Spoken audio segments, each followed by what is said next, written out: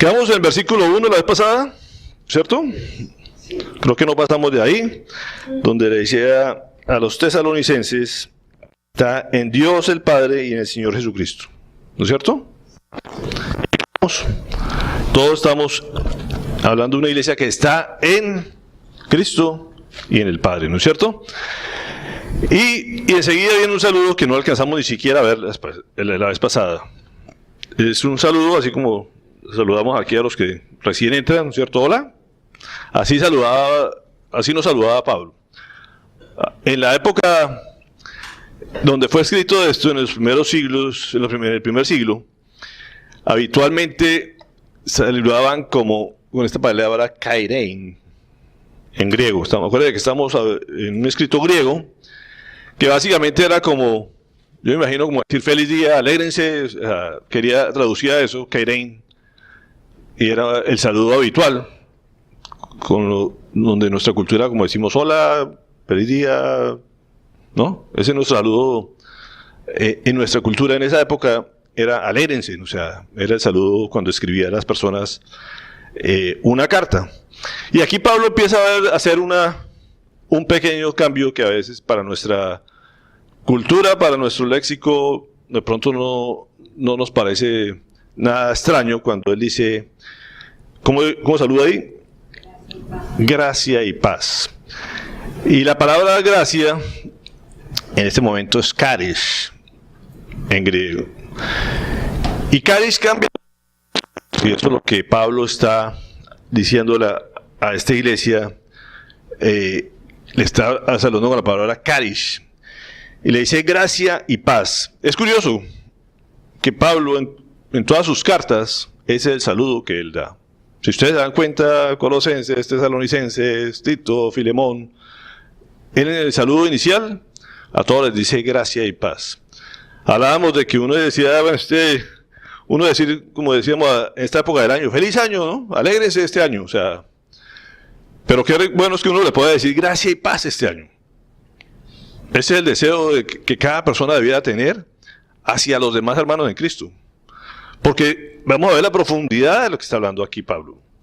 Cuando él saluda no va a ser el saludo gracia y paz, está deseándole lo mejor que una persona puede desear o tener en su vida. ¿O no? ¿Sí? Les decía que en el Nuevo Testamento aparece 137 veces, de las cuales 105 las pronunció Pablo. La palabra gracia. No solamente está en el Nuevo Testamento, ahorita vamos a ver que la gracia, como de pronto hemos a veces malentendido, es una cosa del Nuevo Testamento. En el Antiguo Testamento también había gracia. Pero es un deseo que Pablo tiene con los creyentes y podemos definirlo como gracia, favor o regalo. ¿Sí? El charis. Básicamente se puede decir así. ¿La gracia es un regalo? Sí. Pero también es un favor de Dios. ¿Sí? Entonces, qué bueno que uno diga, oiga, este año que tengas el favor de Dios. ¿Quién no quiere eso? ¿No es cierto? ¿Qué más se puede uno pedir que tener el favor de Dios? Y ese es un regalo de Dios, que solamente le da a Él a los que Él desea.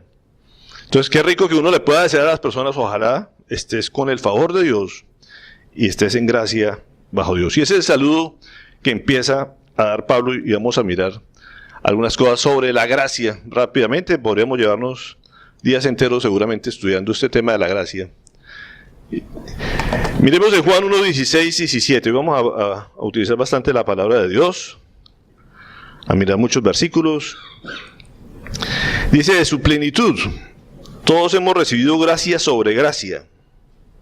¿Se dan cuenta de esto? ¿Qué hemos recibido? ¿Quiénes? Nosotros. Imagínense, gracia sobre gracia, favor sobre favor. Pues la ley fue dada por medio de Moisés, mientras que la gracia y la verdad nos han llegado por medio de Jesucristo. Fíjense que lo que viene a hacer Jesucristo. Antes Moisés, a través de Moisés, nos dieron las normas, los reglamentos, ¿sí? Pero con Jesucristo nos vino a traer gracia sobre gracia. Eso es una gran ventaja que tenemos los cristianos. El pueblo a través del Nuevo Testamento. ¿No había gracia en el Antiguo Testamento? Sí. También había gracia, ¿no es cierto? Jesucristo también estaba en el Antiguo Testamento. A veces como que se nos olvida, lo dejamos como que Él solamente apareció y nunca, como si nunca hubiera existido en el Antiguo Testamento. Pero también todo estaba, como dice, toda la creación, desde la creación, todo fue hecho en Él y para Él, ¿cierto? O sea, que también estaba el Espíritu Santo, también estaba en el Antiguo Testamento, ¿cierto? Pero cuando vino aquí a la tierra, dice la palabra que nos dio gracia sobre gracia. Y eso es lo que le está recordando de alguna manera Pablo a este pueblo de Tesalónica. Estos días el Señor me ha tocado, me ha hecho replantearme muchas cosas. Esta semana ha sido de que cada vez que uno estudia más se da cuenta que menos sabe. Y hay muchas cosas que no logra uno entender. Los sabios dicen, de judío dice que en la Biblia hay una Biblia detrás de la Biblia. O sea, un conocimiento detrás del conocimiento, y cuando uno entra más se da cuenta que hay algo más adentro. Así es la palabra del Señor. Uno la lee muy superficial, la lee una primera vez, Dios le puede hablar una cosa a uno. Cuando la lee por segunda vez, se cuenta que habían otras cosas metidas. ¿Cuántas veces han pasado por ahí ustedes en saludo, gracia y paz a ustedes? ¿Cuántas veces lo han leído? Si ustedes han leído cualquier libro de Pablo, como digo, ahí estaba gracia y paz. Pero cuando uno empieza a profundizar, empieza a encontrar nuevas cosas. Y cuando uno se va al idioma original, empieza a entender muchas cosas. Digo, deberíamos todos saber hebreo. ¿Sí? Porque cuando uno se va a cómo fue escrito originalmente la palabra, encuentra muchas verdades que hasta la fecha nadie le había dicho a uno. Y esta semana me ha tocado así que empecé y dije, oiga, hay que aprender hebreo. ¿Estamos muy viejos para aprender hebreo? No sé. Pero por lo menos hay que hacer el intento. Estábamos ahorita y me llamaron de Israel. ¿Cierto? Me acaban de decir, yo vi una llamada, número internacional, y estaba llamando de Israel porque estoy mirando cómo me inscribo a cursos en Israel de hebreo y de doctrina bíblica, porque conocemos muy poco. Y el Señor nos está moviendo a tenemos que aprender mucho más. Decía ahorita, perdemos mucho tiempo. Yo de esta manera decidimos ya no ver más televisión. ¿Perdemos tiempo viendo televisión? Sí. Muchas cosas que no valen para nada. Y el Señor ha puesto un hambre estos días de mí para aprender muchas más cosas del Señor. Y entre esas cosas hay que aprender hebreo. Nunca es tarde para aprender algo. Y precisamente hoy voy a empezar a poner palabras y cosas para ver si a medida de repetir y de repetir algo aprendemos. Entonces, esta palabra en lo que estamos viendo en griego, en hebreo es hen, ¿sí? Se traduce así se escribe, no sé qué quiere decir las letras, pero así se pronuncia. Algún día espero saber eso, ¿cierto? ¿Qué quiere decir? Es aceptado por benevolencia o sin merecimiento. Eso más o menos lo que traduce la palabra equivalente en hebreo. Y vamos a ver que eso se pronuncia ahí, no digo, el Antiguo Testamento fue escrito en hebreo, el Nuevo Testamento fue en griego. Entonces este equivalente está desde Noé, y miremos en Génesis 6, 7, para entender lo que es la gracia, para que vean que la gracia ya existía. Cuando el Señor se arrepintió de haber hecho al ser humano, ¿se acuerdan? Dice, pero Noé contaba con el gen de Señor. Era con el favor del Señor. ¿Existía la gracia en el Antiguo Testamento? Ya existía la gracia. ¿Ah? ¿6.8? Perdón, entonces 6.8. Me ayuda Dionia y dice que 6.8. ¿Sí? O sea, el 7 empieza, perdón, aquí el 7 empieza aquí y aquí el 8. Entonces 6, 7 y 8, perdón. Era para recordarles que el Dios se arrepintió de hacer el ser humano, pero Noé contó con el gen del Señor, con el favor del Señor, con la gracia del Señor. Por eso decía, la gracia del Señor no es que el Señor, el Nuevo Testamento tuviera gracia y el Antiguo Testamento no tuviera gracia. Siempre ha tenido gracia con el ser humano. ¿Por qué? Porque el ser humano nunca se ha merecido estar en la presencia de Dios. ¿No era perfecto? No. ¿No era perfecto? Entonces, ¿por qué lo salvó? Porque tuvo gracia y favor de Dios. ¿Me explico? Él y su familia. Porque así es el Señor. ¿Los hijos de Noé eran perfectos? No. Después vemos a Noé borracho y toda la cosa. Noé no era perfecto. pero contó con el favor del Señor, con la gracia del Señor. ¿Sí? Entonces, es para dar un ejemplo de que la gracia del Señor siempre ha estado con el ser humano.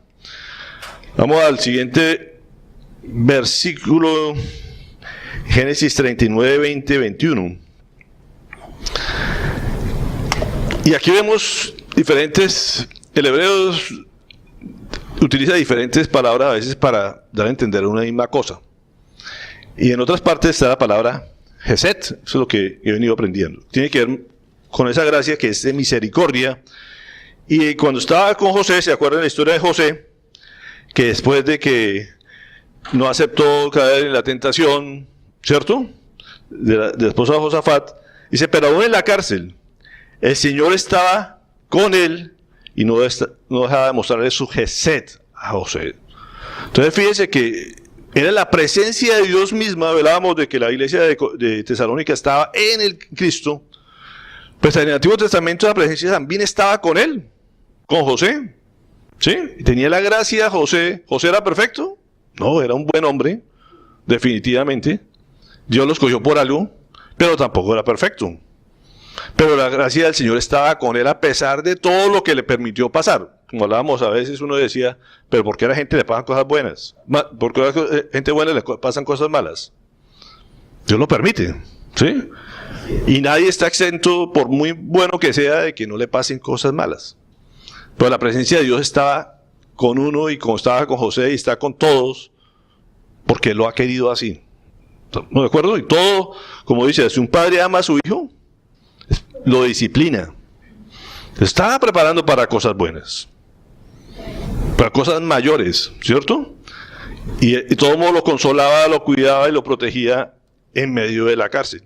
¿Por qué? Porque la gracia del Señor estaba con José. ¿Estamos de acuerdo? De gracia, como digo, podríamos hablar muchísimas cosas y por eso estamos hoy aquí. ¿Por qué? Por la gracia del Señor. ¿Estamos de acuerdo? No porque seamos muy listos y muy merecedores de nada. Entonces, pasemos a la otra palabrita, paz. Y vamos a sacar a paz. Paz en griego, ¿se ha oído la palabra eirene? ¿Se han escuchado eso? Bueno, pues la palabra paz es esta, la palabra original eirene, así se escribe.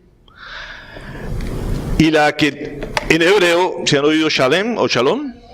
Bueno, shalom no se escribe shalom, no se pronuncia shalom, sino shalem. Aprendí eso también. Por eso Jerusalén es la tierra de paz. ¿Sí han oído eso? Y ellos se saludan así, ese es su saludo habitual. Eso sí era habitual que un judío se salude con otro. La paz, pero no la paz como nosotros la entendemos. ¿Para ustedes qué es paz? ¿Ausencia de problemas? ¿Ausencia de conflictos? ¿Sí? La gente no estamos en conflicto con el vecino, pues estamos en paz. ¿No? La paz del Señor es mucho más amplia. Es una armonía integral de todas las situaciones, de todas las circunstancias. Eso es la paz, el shalom del Señor. Incluye prosperidad. O sea, cuando uno le dice shalom, le están diciendo, quiero que seas próspero, ¿cierto? Que tengas salud, que tengas completo. Tiene que haber un sentido de que las cosas deben ser completas o plenas, que estén unidas, ¿sí? Y que sean salvos. Entonces, imagínense el saludo de Pablo a esa iglesia. Que sean ustedes la gracia y el shalom para ustedes. Ese debería ser el saludo nuestro entre hermanos, ¿o no? Desearle lo mejor. No solamente, hola, que estés bien. Eso es lo que habitualmente hacemos, ¿cierto? Hola, que estés bien. No, el saludo en esta época, culturalmente hablando, como decía, era parecida, era alégrense. Pero Pablo le dice, no, yo quiero que ustedes tengan gracia y shalom en sus vidas. Ese fue el saludo inicial, como digo, que es sutil el cambio, pero que en las letras, pero enorme, en lo que Pablo está deseando a ellos. ¿Estamos de acuerdo? Vamos a mirar unos ejemplos de shalom o eirene en la palabra del Señor. 1 Samuel 25:6. Díganle que tengan salud, un saludo de David. Dice que tengan salud y shalom, tú y tu familia, le decía él, y todo lo que te pertenece. Fíjese que el shalom no solamente decía, es para la persona, para toda la familia, y además para todo lo que te rodea, inclusive las cosas. ¿Ah? Lo que David deseaba en ese momento de salud. Mire lo que incluye eso. Colosenses, vamos al Nuevo Testamento, Irene. Dice, por medio de él, reconciliar consigo todas las cosas, tanto los que están en la tierra, como las que están en el cielo, haciendo el shalom mediante la sangre que derramó en la cruz. Entonces fíjese que la paz no es así que te deseo paz. ¿Quién nos da la verdadera paz a nosotros? ¿Qué dice la palabra? La sangre de Cristo. ¿Se dan cuenta de eso? Hay un orden especial en esto y no es casual. Usted no puede tener paz si no tiene la gracia. La gracia va primero que la paz. ¿Se dan cuenta de eso? La gente, por más que busque, por más que intente, no puede tener paz. O no puede tener shalom. ¿Sí? ¿No están muy convencidos? El único que nos da la verdadera paz, el shalom de nuestras vidas, ha sido la sangre de Cristo. Sin Cristo no hay paz. Acabamos de leer eso. Cuando trae el shalom a la tierra, la trajo Jesucristo. ¿No es cierto? La gracia. ¿Sí? Y al mismo tiempo nos trajo la paz. Pero uno no puede tener paz sin gracia. ¿Hasta ahí estamos de acuerdo? Entonces no es casualidad lo que Pablo habla en el saludo. Le hubiera dicho paz y gracia a ustedes. No. Él la tiene clarita. Dice gracia y paz. Entonces, si usted quiere tener el paz y shalom en su vida, tiene que tener a Cristo en su vida. Sin eso, por más que intente, nunca va a tener paz. ¿Estamos de acuerdo? ¿Está ahí, sigue? Entonces, ¿cómo llegó haciendo la paz? Mediante la sangre que derramó en la cruz. Ese fue el precio que pagó. Efesios 2:14 nos dice, porque Cristo es nuestro shalom. ¿Estamos de acuerdo? Bueno, ¿hasta ahí? ¿Estamos claros? Acabamos el versículo 1. Salimos del versículo 1 ahora sí. ¿Podemos salir? Ese fue el saludo apenas de Tesalonicenses. Y continuamos con el 2. Siempre damos gracias a Dios por todos ustedes cuando lo mencionamos en nuestras oraciones. Volvemos a hablar que está hablando en plural, ¿no es cierto? ¿Sí? ¿Por qué está hablando en plural? Porque está hablando en nombre de él, de Silvano y de Timoteo. Les incluye a todo el equipo. ¿Y qué vemos que hacían ellos? Estar orando permanentemente, ¿no es cierto? Siempre y sin cesar, como nos ha enseñado la palabra. A veces es fácil orar por uno, ¿no es cierto? Pero ¿qué tanto oramos por el bienestar de los demás? A veces nuestras oraciones es simplemente ayúdame, guárdame, bendíceme, ¿cierto? Pero uno ve a Pablo y su equipo que oraban permanentemente, ¿era por quién? Por el resto de la iglesia. Por esta gente que en su momento les ayudó tanto y los tenía ellos presentes permanentemente. Es siempre, sin cesar. Estamos orando por ustedes. Les recordamos constantemente, dice la palabra. ¿Sí? ¿Dice ahí? ¿Están siguiendo? Delante de nuestro Dios y Padre, a causa de la obra. Ya empieza a mirar. Decía, bueno, ¿qué era lo que tanto le impactaba a Pablo de esta iglesia? Fue la primera que le escribió. Se gozaba con esta iglesia. Y por eso decide escribirle en forma tan especial. ¿Era una iglesia perfecta?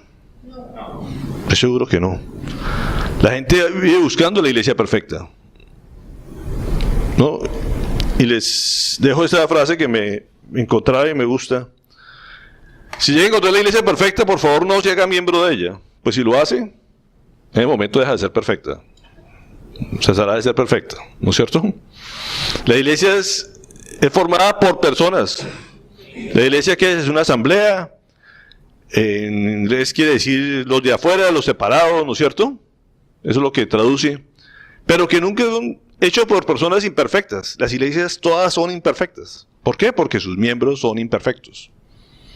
¿Estamos de acuerdo? La iglesia de Cristo es imperfecta. Todos tenemos errores. Tesalónica no era la excepción, pero es una iglesia ejemplar. Ojalá muchas iglesias, como decía Pablo, fueran como esa. Debemos ser iglesias ejemplares, y el sueño de nosotros es que este grupo de personas sea ejemplo. ¿Sí? Que todos nosotros seamos ejemplo para los demás cristianos, además. No solamente para los que no creen en Cristo, sino para los que creen en Cristo. ¿Sí? ¿O no tienen ese sueño? ¿No les emociona de hacer eso? Por eso Tesalonicenses nos debe enseñar muchas cosas, porque para Pablo era una iglesia ejemplificante. ¿Qué es lo que caracterizaba a esa iglesia? Lo que vamos a estudiar durante estos domingos, y hoy empezamos a ver lo que era esta iglesia ejemplar. Y empieza por el principio, como debe empezar. Entonces mire lo que dice la primera parte de por qué esta iglesia era tan especial y tan ejemplar. Porque nuestro evangelio llegó, esa causa, habíamos hablado que estaba en Cristo, en Dios y Padre, a causa de la obra realizada por su fe. Y aquí no es casualidad que ponga estas dos cosas. La obra realizada por su fe. ¿Qué implica eso? ¿Tenían fe? Sí. Pero ¿a qué se refiere? ¿A qué se refiere Pablo en este momento cuando le está hablando a ellos? ¿A las obras? ¿A la fe o a las obras? ¿Qué dice ahí?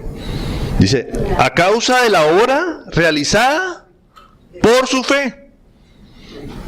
Es una fe activa que produce obras. Las obras estaban realizadas por la fe. ¿Quién generaba esas obras? La fe. Pero la fe sin obras no es nada, y es lo que vamos a mirar acá. ¿Estamos de acuerdo? Esos días precisamente he estado estudiando eso. ¿Qué es fe para nosotros? Fe es solamente creer. Entonces yo creo en el Señor. Usted es salvo por fe. Somos salvos por fe. Hemos oído eso, ¿no es cierto? Cuando uno le dice, usted es salvo por fe, dice, bueno, yo creo, yo sí creo. ¿No es cierto?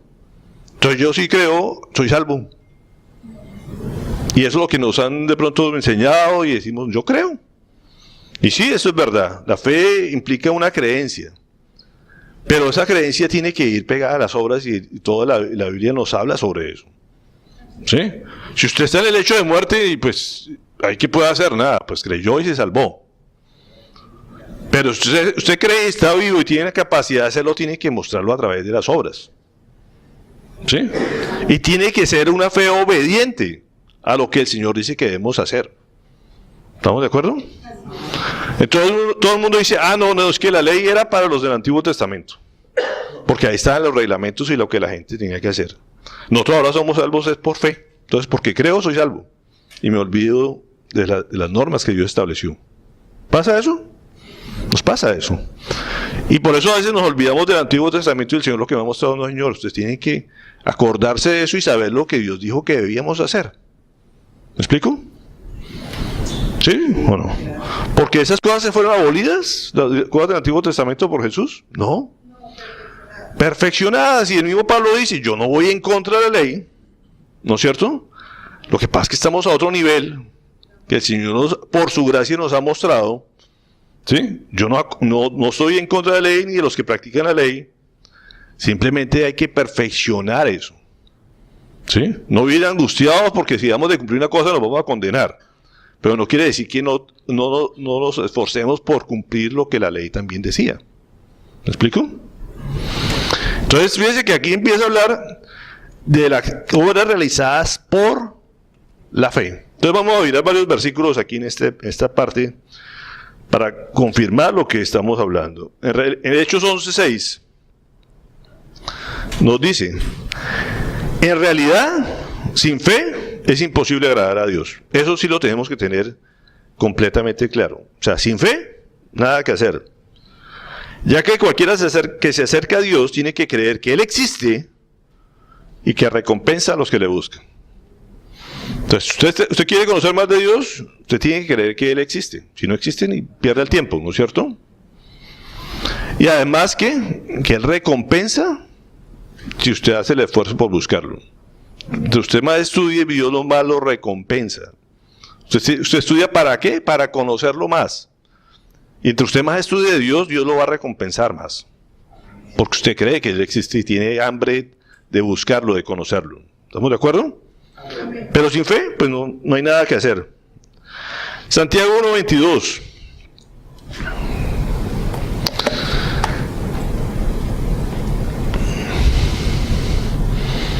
No se contenten solo con escuchar la palabra, pues así se engañan ustedes mismos.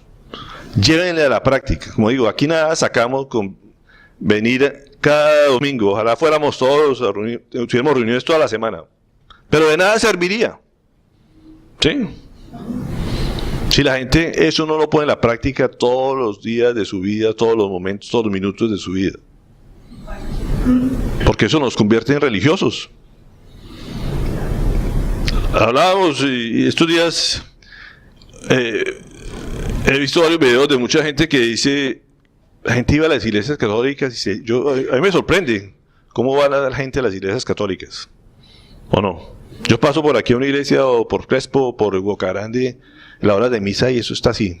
6 de la mañana hay misa, 6 de la tarde misa y todo así. Y uno dice, oiga, si la gente practicara alguito de ahí, esta ciudad sería, este país sería muy diferente. Escucha la palabra, la misma que nosotros escuchamos. ¿Sí? Y antes, entonces, la hacían en latín, de espaldas, ¿cierto? Y la gente iba ya a escuchar así en la misma cantidad, y empezaba ya el cura, y al final todo el mundo, amén, ¿cierto? Y la gente salía. ¿Para qué sirve eso? ¿Para qué ha servido? Pero en la iglesia cristiana es la misma cosa. La gente viene, escucha y al final sale a hacer otra cosa diferente. Entonces, ¿de qué sirve? Dice la palabra. Se engañan ustedes mismos. Pasemos ahí enseguida al 2:14-26. Santiago. Eso no es para que lo vean ahí, para que lo busquen en su palabra. Dice, hermanos míos, ¿de qué sirve a uno alegar que tiene fe si no tiene obras? ¿Acaso podrá salvarlo esa fe? Supongamos que un hermano o una hermana no tiene con qué vestirse y carecen del alimento diario. Y uno de ustedes le dice, que les vaya bien, abríguense y coman hasta saciarse. Y le dice, shalom, ¿no? Y hasta le puede decir shalom. Pero no les da lo necesario para el cuerpo. ¿De qué servirá eso? Así también la fe por sí sola, si no tiene obras, está muerta. Sin embargo, alguien dirá, tú tienes fe y yo tengo obras. Pues bien, muéstrame tu fe sin las obras, y yo te mostraré la fe por mis obras. ¿Tú crees hay un solo Dios? Magnífico. También los demonios lo creen y tiemblan. ¡Qué tonto eres! ¿Quieres convencerte que la fe sin obras es estéril? ¿No fue declarado justo nuestro padre Abraham por lo que hizo cuando ofreció sobre el altar a su hijo Isaac? Ya lo ves, su fe y sus obras actuaban conjuntamente, y su fe llegó a la perfección por las obras que hizo. Imagínense que Abraham no hubiera obedecido al Señor. ¿Amaba a Dios? ¿Tenía fe en Dios? Sí. Pero el Señor le dice, vaya y entrégueme a su hijo. Y Abraham le dice, no, qué pena. ¿Sí? Tú no, ya me lo diste, ya no venga aquí a quitármelo ahora que no eres capaz de darme otro. Ya hiciste un milagro, pero dos. ¿Sí? ¿Qué tal que Abraham no lo hubiera sacrificado? Dice aquí. Así que cumplió la escritura que dice, le creyó Abraham a Dios y esto se le tomó en cuenta como justicia. Y fue llamado amigo de Dios. Como pueden ver, a una persona se ha declarado justa por las obras y no solo por la fe. De igual manera, no fue declarada justa por las obras aún la prostituta Rahab cuando hospedó a los espías y les ayudó a huir por otro camino. Pues como el cuerpo sin el espíritu está muerto, así también la fe sin obras está muerta. Hay unos pasajes que lo ponen a uno a pensar en lo que dice. Hay gente que ha hecho grandes obras. ¿Sí o no? ¿Fueron salvas por esas obras? ¿Por lo que hicieron? ¿No? Ahí la palabra, lo que yo entendí, dice que sí. Fue contado por justicia. ¿Por qué? Porque no conocían a Jesús. Hasta antes de Jesús, la gente se salvaba por lo que hacía, porque ¿qué? Al fin y al cabo mostraban que tenían fe en un Dios. ¿Sí? La conciencia de todos modos le dice a uno qué hacer, qué está bien o qué está mal.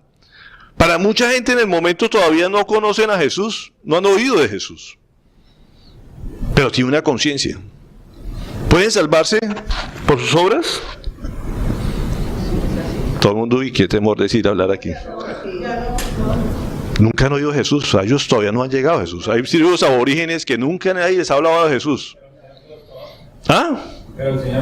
Por eso, porque el Señor los conoce a ellos y ellos por su conciencia pueden hacer obras que son del agrado del Señor. Yo así lo entiendo. Ahí se atreve a contradecirme, pero yo estoy con la misma quietud. Ahí lo dice, lo que acabamos de leer. ¿O no? ¿Sí?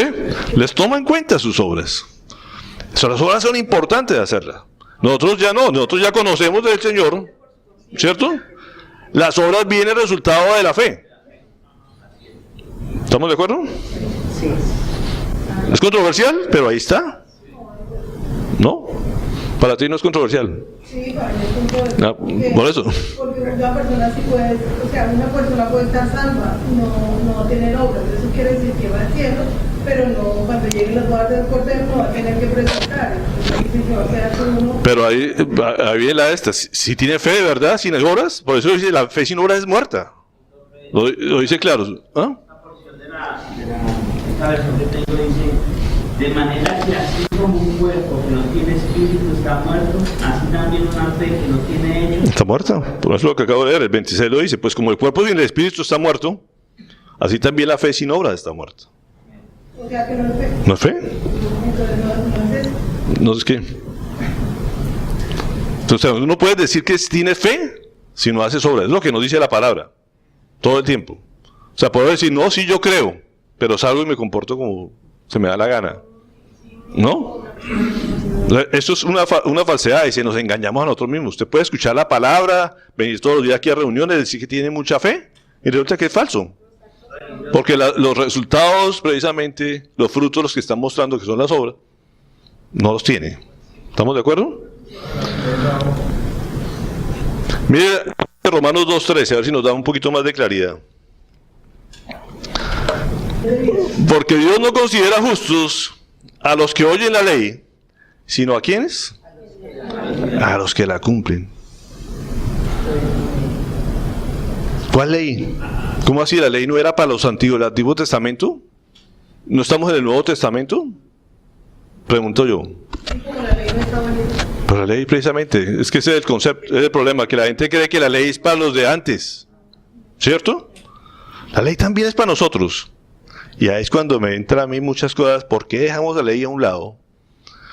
¿Por qué tantos pastores nos enseñaron que la ley, eso era cosa del pasado y que eso estaba... ¿Cuántas cosas en la ley que no hacemos? La mayoría. Empezando por las fiestas que hemos hablado. Tenemos que implementarlas. ¿Sí? No cumplimos las ordenanzas más básicas del Señor. No las cumplimos. Y eso es lo que he estado precisamente muy inquieto esos días. ¿Por qué no dejamos de cumplir esas cosas? En un renacer, de volver a las raíces que dejamos a un lado. ¿De qué ley está hablando ahí? La única ley del Señor. ¿No es cierto? ¿Por qué no la estamos obedeciendo? ¿Nos sirve nuestra fe sin esa ley? Porque no solamente es de los que oyen, sino que las tienen que cumplir. Ahí dice clarito, ¿no? ¿O no? Juan 6, 28, 29.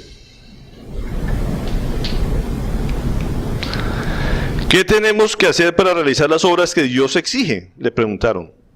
Y aquí esta es la obra de Dios, que crean en aquel a quien Él envió, le respondió Jesús. Entonces ahí nos deja más confundidos. ¿Cuáles son las obras que Dios exige?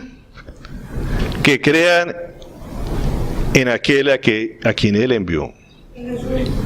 Sí, y ahí vuelvo a lo mismo, pero sí, hay que creer en Jesús. O sea, sí. Pero es que Jesús, ¿qué? Es el verbo encarnado, es la ley encarnada. ¿Cierto? Jesús no hizo nada en contra de la ley. Cumplió todas las fiestas. ¿O no? Cumplió todos los mandamientos del Señor. Nadie lo podía acusar. Lo trataron de buscar en qué fallaba de la ley. Y no pudieron encontrar forma de acusarlo de nada. Porque perfeccionó y la cumplió la ley. Pero nosotros ni siquiera conocemos la ley. Desafortunadamente. Oímos eso para otra época pasada. ¿Sí? Pero si creemos en Él, tenemos que hacer las cosas que Él hizo para llamarnos cristianos. ¿Me explico? Efesios 2, 7, 10. Porque por gracia, volvemos a la gracia, ustedes han sido salvados mediante la fe. Es requisito indispensable la fe. Esto no procede de ustedes, sino que es regalo de Dios. No por obras, para que nadie se jacte. Porque somos hechura de Dios, creados en Cristo, para buenas obras, las cuales Dios dispuso de antemano a fin de que las pongamos en práctica. Entonces, ahí está muy claro, de todos modos, en Efesios nos dice, la gente no es salva solamente porque tenga obras. Necesitamos la fe. Pero la fe tiene que estar pegada de las obras, como resultado de la fe. Para que nadie se gloríe de que es mejor que otro, que tiene más merecimiento de otro, por eso nadie se salva por eso. ¿No es cierto? Y el Señor lo puso muy clarito. Aquí uno es mejor que otro porque haga mejores cosas. Uno se salva por la fe, pero tiene que estar pegado a las obras y el resultado de esa fe son las obras. Claro, o sea, ¿sí? Las obras están en la medida de la fe. Así es. Estoy pensando, no sé, el Señor es infinitamente justo. Y si personas o los que sean nunca han oído hablar del Señor, ¿cómo van a tener la fe en el Señor y en consecuencia de qué obra estamos hablando? Ahí viene el tema precisamente. En este mundo actual, donde nos vemos nosotros, es difícil que alguien no haya escuchado la palabra Jesús en su vida. ¿Sí? Ni que tenga acceso a esa información con el Internet. Mire, el Internet es una obra que permitió el Señor. ¿Están seguros de eso? ¿Cierto? Dios lo diseñó y lo permitió, ¿para qué? Para que su palabra llegue a cualquier rincón del mundo. O sea, hay pocos lugares en el mundo donde no llegue ya una señal de Internet. Y lo digo porque estos días mi hijo estaba en un lugar que no aparecía casi en el mapa. Cuando me dijo dónde estaba la Isla Unión. ¿Usted no ha oído la Isla Unión alguna vez? Bueno, pues allá estaba mi hijo hace unas semanas y yo dije, la Isla Unión. Y buscaba a través del Internet dónde estaba y me tocaba ampliar y ampliar y ampliar y ampliar y ampliar y hasta que apareció la Isla Unión. Y allá estaba hablando directo conmigo porque tenía Internet. Internet unió a todo el mundo y le permitió la información a todo el mundo. O sea, en esa Isla Unión no tiene excusa de que no tenían que nadie les hablaba de Jesús. Muchas gracias. Esos son obras, ¿cierto? Dios la recompense. ¿Sí? Si yo me pongo con fe de que me va a llegar esto y no hago nada, pues nadie hace nada, pues no llega el agua. Así que, fíjense que en esa Isla Unión, allá no tienen excusa de lo que no conocer a Jesús. ¿Sí? No digo que todavía haya lugares en la selva donde no llegue señal, no tenga un computador, pero dice que también la palabra que al final del tiempo, en todos los lugares del mundo llegará la palabra, es una promesa del Señor. ¿Sí? Y yo todos los días no me canso de ver las noticias cristianas de decir, ayer me llegaba uno por allá en un sitio en el África donde estaban felices porque le habían traducido la palabra de Dios a su idioma en una tribu por allá de las más lejanas. Hay misioneros y gente que se dedica a eso de que traducirle la palabra a esas tribus todavía. Pero si llegara a haber un lugar del mundo donde nadie llegó, No sé si ya llegará ahora, porque la palabra dice que todo el mundo llegará a toda lengua y nación la palabra. Pero en caso de eso, pues igual, Dios es justo y por sus obras me imagino que a nivel de tanto el que leyeron en ese Dios, ¿no es cierto? Así es el Señor. Pero nosotros que tenemos el conocimiento y tenemos la fe, ¿qué nos impide hacer las obras? Tenemos la obligación de tener obras, ¿no es cierto? Si no, de nada sirve esa fe. Entonces, esta iglesia tesalónica se caracterizaba ¿qué? De la obra realizada por su fe. Y terminemos con Tito 3, 7, 8. Este mensaje es digno de confianza. Quiero que lo recalques. Para que los que han creído en Dios se empeñen en hacer buenas obras. Esto es excelente y provechoso para todos. ¿Qué hay que hacer? Empeñarse. Y ahí, por lo menos en lo personal, me pega bien duro. O sea, digo, ¿cuántas cosas podemos hacer? Y no las hacemos. ¿Ah? Que esperemos hasta que el Señor nos muestre, que esperemos no sé qué. Y debemos empeñarnos en hacer buenas obras. Y yo creo que a todos aquí, sin excepción, les debe pegar. ¿Cuánto dejamos de hacer por los demás? Y decimos que tenemos fe. ¿O no? Y eso es una de la primera característica de la iglesia tesalónica, era que a causa de la obra realizada por su fe.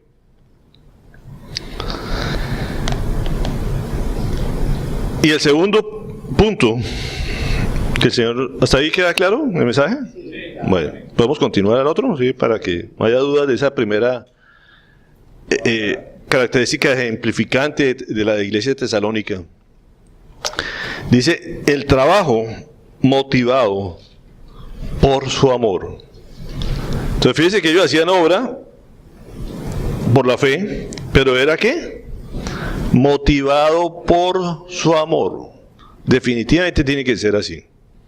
O sea, si nuestro Padre es amor y nos manda a hacer obras, ese trabajo, todas esas obras tienen que ser motivadas ¿de dónde? Del amor. Sin amor, nada sirve. Ese trabajo que dice aquí, viene la palabra kopos en griego, y no es cualquier trabajo.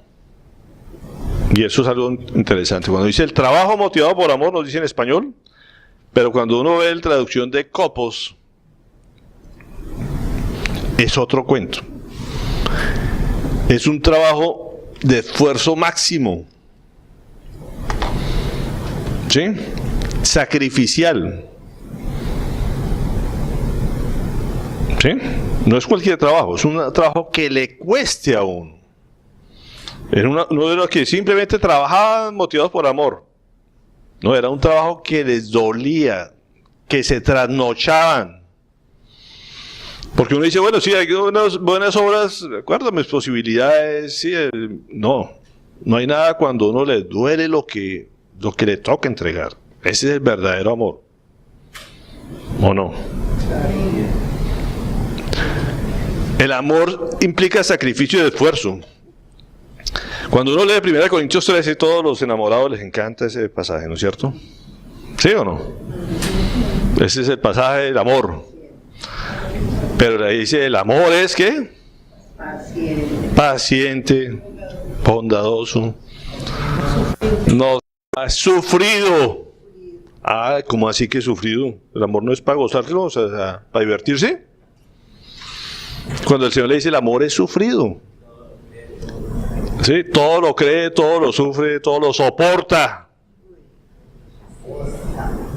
¿No es cierto? Y es cierto, uno si ama, a veces llora también. Le duele. Si a usted la persona amada lo abandona y no le dolió, usted nunca la amó tampoco. O sea, ¿sí o no? ¿Sí? Si usted no hace cosas extraordinarias por el amor de su vida, eso no es amor. ¿O no?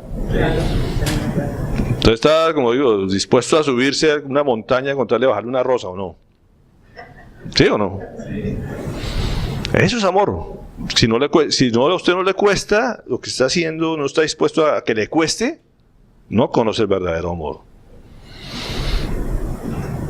Ahorita hablábamos, en el camino veníamos hablando, uno, ¿quién ama más, a los hijos o a los nietos? Una pregunta para los abuelos. Todo el mundo, ay, no, yo la paso muy rico con los nietos y no sé qué cosa. ¿Cierto? Hay papás que dicen, yo amo más a los nietos que a los hijos. Pero ¿quién le costó más? ¿Quién sufrió más? Por los hijos. ¿Cierto? O sea, la mamá en su parto le dolió a ese hijo. ¿Por qué ama a los hijos tanto la mamá? ¿Porque le dolió? Le ha costado trasnochos. Uno ama a los hijos, el mayor amor que uno puede tener hacia un hijo. ¿O no? No hay nada sobre la tierra uno que ame tanto como a un hijo. ¿Por qué? Porque nos ha costado, nos ha dolido. ¿O no? Es así. Por eso yo decía, por eso Dios no tiene nietos. Dios tiene hijos.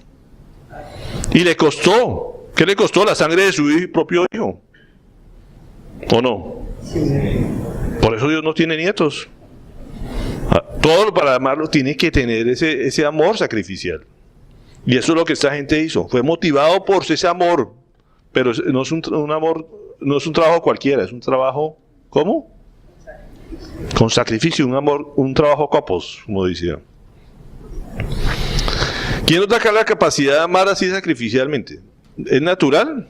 No. Nuestro amor natural es envidioso, ¿no es cierto? Es egoísta. El amor que nace el hombre normalmente es que saco yo de provecho. Pasa en las relaciones maritales o de noviazgo. Todo el mundo a veces está pensando en su propio beneficio, siendo honestos, ¿o no? Ese es el amor que la gente conoce. Pero cuando le dicen, no, usted tiene que dar su propia vida por el otro, no, hasta allá no. ¿Sí o no? Hasta ahí sí no llegó. Y es el amor que el Señor pone en nosotros, porque Él mismo dio ejemplo de eso. De dar su vida por nosotros. ¿O no? Por eso en Romanos 5:5 nos dice, Dios ha derramado su amor, ¿en dónde? En nuestro corazón. ¿Por medio de quién? Del Espíritu Santo que nos ha dado. Entonces, ¿quién es el que nos da la capacidad de amar a las personas? El Espíritu Santo. ¿Y cómo entra el Espíritu Santo en nosotros? En el momento que nosotros tenemos fe en Jesús, ¿cierto? Entonces, si nosotros tenemos fe, ya tenemos la capacidad a través del Espíritu Santo de amar a las personas y hacer obras por ellos sacrificiales. ¿Sí? Uno siempre a veces da lo que le sobra, pero cuando Dios le dice no, por eso tienes que dar lo que a veces te puede hacer falta también a ti, para que demuestres que sí lo amas. Eso hacía la iglesia de Tesalónica, eso es lo que hacía. Decían, Pablo decía, daban más de lo que mismo yo esperaba y lo que necesitábamos y lo que ellos podían.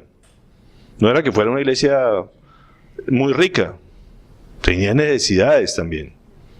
Pero daban ejemplo a las demás iglesias, ¿por qué? Porque era un amor sacrificial hacia los demás. Esta iglesia debemos ser así, dar a los demás. Amén, nadie dijo amén, bueno, está bien. ¿Por qué la iglesia tesalónica un ejemplo para las demás iglesias? Por eso. No solamente estaban cimentados, sabían quién creían, ¿sí? Sino que practicaban en obras a través de, motivadas por el amor. No era ningún motivo más de reconocimiento, de fama, ¿no? Lo único que los motivaba era ¿qué? El amor. Y además, el otro tercer punto. Y la constancia sostenida por su esperanza en nuestro Señor Jesucristo. Primeras tres características de la iglesia de Tesalónica, de la iglesia ejemplificante. Eran las obras por la fe, motivación del amor, ¿y qué? Y la perseverancia en la esperanza. Primera de Pedro 3:15. Más bien honren en su corazón a Cristo como Señor. Estén siempre preparados para responder a todo el que les pida razón de la esperanza que hay en ustedes. Entonces mire que esa iglesia era presente, ustedes vivían pendientes de las necesidades de la gente, ¿cierto? Vivían haciendo obras en el momento presente, pero tenían que sus ojos puestos ¿en dónde? En la esperanza. La esperanza es siempre hacia el futuro, ¿no es cierto? Ellos tenían perseveraban ¿en qué? En la esperanza hacia el futuro, puestos los ojos en el Señor Jesucristo. El Señor Jesucristo, no solamente recordando lo que habían hecho aquí en vida, sino que tenían la esperanza puesta en lo que iba a hacer después. El autor y consumador de la fe. Es el autor y consumador de la fe, pero también nos da la esperanza, la seguridad de que Él va a volver. Si hay un libro que habla de la segunda venida de Cristo, es el libro de Tesalonicenses. El Señor nos va a hablar mucho en eso. Si alguien dice, ¿ustedes están preparados para responder por qué tienen esperanza? Es lo que dice aquí. Estén siempre preparados para responder a todo el que les pida razón de la esperanza que tienen ustedes. Y a ver la pregunta, ¿ustedes tienen esperanza hoy? ¿Qué lo mueve todos los días? Y va pegado a lo otro. Si ustedes les dicen, oiga, hay una gente que necesita que demos una ofrenda en especial, pero es que el dinero no alcanza para hacer esa obra, para ayudar a esa gente. Dice, no, pues es que de pronto el Señor no es capaz de darme después de eso y ¿cómo voy a sostenerme después? Eso es tener fe de que el Señor nos va a suplir. Si el Señor nos pone una necesidad, también nos va a suplir, nos va a cubrir. Porque tenemos esperanza en Él, que Él cumple sus promesas. Es una esperanza. ¿Por qué creemos que en Él? Porque hemos visto que a través de toda la historia ha cumplido. Entonces dice, ¿por qué va a dejar de cumplir? Pero la mayor promesa que nos dice es que yo voy a volver por ustedes. ¿Usted está dispuesto a demostrarle a la gente que sí tiene esperanza del futuro? Como le decía, no la esperanza de que todas las cosas se van a mejorar en esta tierra. El que esté pensando en eso se va a desilusionar. ¿Sí o no? El Señor al contrario nos dijo, esta vaina cada vez va a ser más desorden, cada vez va a ser más despelote. ¿No es cierto?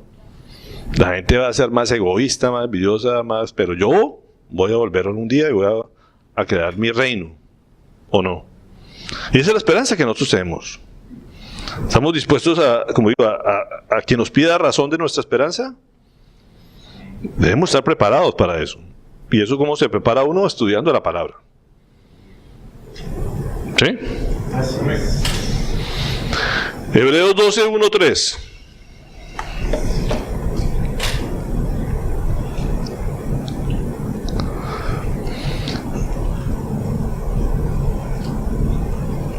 Por tanto, también nosotros que estamos rodeados de una multitud tan grande de testigos, despojémonos del lastre que nos estorba, en especial del pecado que nos asedia, y corramos con perseverancia la carrera que tenemos por delante. Fijemos la mirada en Jesús, el iniciador y perfeccionador de nuestra fe, quien por el gozo que le esperaba soportó la cruz, menospreciando la vergüenza que ella significaba, y ahora está sentada a la derecha del trono de Dios. Así pues consideren aquel que perseveró frente a tanta oposición por parte de los pecadores, para que no se cansen ni pierdan el ánimo. Entonces, como le decía, cada día las cosas tenemos más opresión, ¿cierto? Más oposición, más burla, las cosas a veces no nos salen tan bien como esperábamos. Aparecen ahí habitualmente los no cristianos a decir, ¿le da cuenta? Usted está peor que yo, usted le da peor que a mí, y mire, tan creyente. Y ahí es cuando la gente se desanima y dice, ay, madre, ¿será que yo voy por mal camino y esta gente sí va por bien? ¿O no pasa? Nos pasa, ¿no es cierto? Y uno dice, si yo tratando de hacer las cosas bien y mire, fregado. Hablamos precisamente aquí, nuestra querida familia, que hace 8 días lo robaron la casa por estar aquí en la iglesia. Sí. Y uno decía, pero fíjese, yo que voy a la iglesia y me roban, y el que no va a la iglesia no lo roban. Entonces, ¿qué hago yo? Pues no voy a la iglesia. Pero gracias a Dios están aquí. ¿No es cierto? Pero la gente que va a la iglesia, entonces, y nos contaban eso, ahora muchos cristianos le están robando las casas los domingos de la mañana porque todos los domingos los ven salir y ven que se demoran. Entonces dicen, los ladrones, vamos a robar a estos tipos que todos los domingos dejan la casa sola. Y entonces dice, entonces mejor no voy a la iglesia porque si me van a robar. ¿Sí o no? Sí. Y eso le puede pasar a uno por la mente. Dice, si yo hago eso y me pasa esto, pues mejor dejo de hacer. ¿O no? Y puede uno desanimarse si uno tuviera la esperanza puesta en esas cosas temporales. Y el Señor le dice, por eso ponga la mirada puesta en Jesús, que no le importó pasar las vergüenzas en la cruz, porque él tenía puesta la esperanza de que algún día él iba a establecer su reino y que todo el que creyera en él sería salvo. Y iba a volver a poner las cosas en orden. Si él hubiera tenido la puesta ahí, pues dice, mejor me bajo de esta cruz, ¿o no? Entonces nos pone de ejemplo. Y esta iglesia tenía la esperanza, o eran perseverantes en esa esperanza, de que Jesús algún día iba a establecer su reino y que ellos estaban dispuestos a pasar cualquier sufrimiento en esta vida.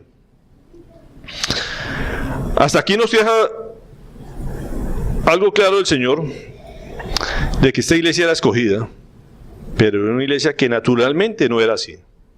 Que Pablo estaba contento, ¿por qué? Por los cambios que estaba viendo. Estaba emocionado, porque lo que él sembró en básicamente menos de un mes, estaba mostrando unos resultados reales, dignos de ejemplo. Habíamos visto, no duró un mes Pablo aquí. Un lugar donde lo sacaron a pedrada, se puede decir. Le tocó salir escondido. ¿Sí? Pero lo que sembró ahí estaba dando buenos frutos, que lo tenían emocionado en ese momento. ¿Quién escogió a Tesalónica? El Señor. Pablo no iba para allá, iba para otro lado, pero el Señor tenía en su mente a la gente de Tesalónica. Dios los escogió y Dios los transformó, ¿o no? Entonces, aquellos a quienes Dios escoge, Dios los cambia. Uno no puede seguir siendo igual. Tiene que haber cambios. Cambios que se representen en obras de amor y de esperanza. Hay 3 virtudes que la Biblia nos dice que todo cristiano debe tener. ¿Se acuerdan de ellas? La fe, la esperanza y el amor. Eso lo dice 1 Corintios 13, no lo digo yo. Ahora pues permanecen estas 3 virtudes: la fe, la esperanza y el amor. Pero la más excelente de ellas es el amor, dice la Biblia. ¿Por qué? Porque nuestro Padre es amor. Entonces fíjense que las 3 características de esto las tenía la iglesia de Tesalónica.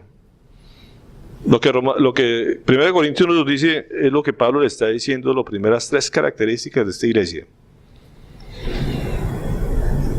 Entonces, queremos ser una iglesia como de Tesalónica, tenemos que tener fe, tenemos que tener esperanza, pero sobre todo, amor.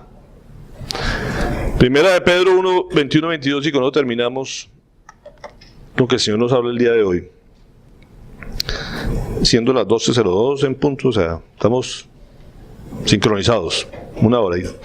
Por medio de él ustedes creen en Dios, que lo resucitó y glorificó, de modo que su fe y su esperanza están puestas ¿en quién?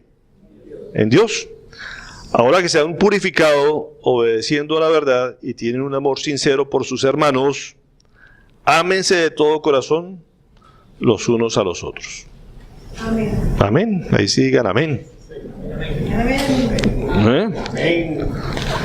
Eso es lo importante. Esa es la característica que nos da el libro de Tesalonicenses. ¿Que es por medio de quién? De nosotros, que creemos en Dios. Tenemos que manifestar esa fe y esa esperanza en amor. Tenemos que amar cada día más los unos a los otros que estamos aquí, pero sobre todo a los que no conocen del Señor, ¿no es cierto? Hacer cosas sacrificiales por ellos.